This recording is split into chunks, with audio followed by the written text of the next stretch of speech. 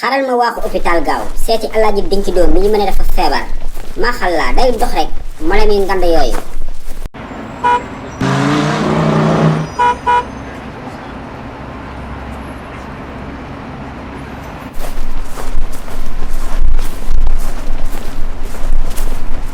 asalaamaaleykum. maaleykum salaam. booy na nga def. yaay gardien bi. waaw maay gardien hôpital bi. si biir hôpital bi laa bëggoon dugg. loo fiy def.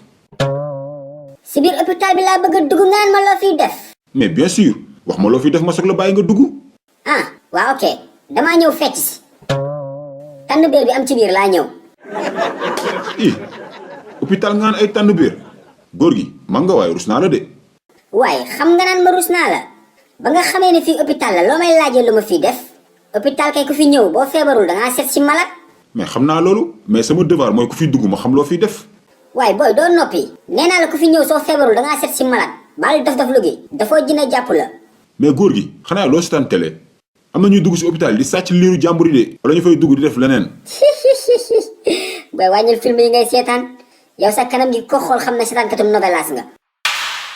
booy bàyyi leen film indo yi dañ leen di dofloo de.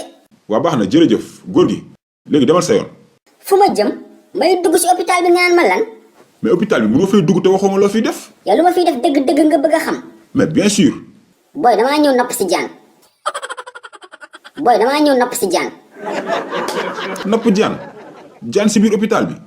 waaw dafa am jaan bu rëcc parc an léegi dañ ma woo ne ma fii la dugg ci hôpital bi.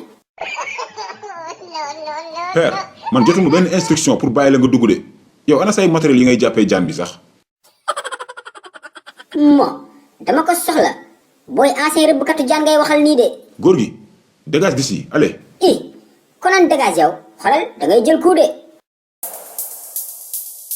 tu peux dégager ou pas. attends boobi meilleur cuub. xaj bien sûr je dégage immédiatement. xaj du ay fo.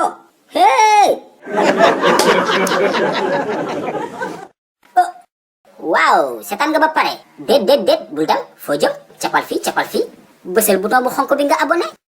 bu ko defee vidéo bu bees bu njëkk a génn nga bokk si ñu ko njëkk a seetaan yow tamit. Je vous aime. I love you.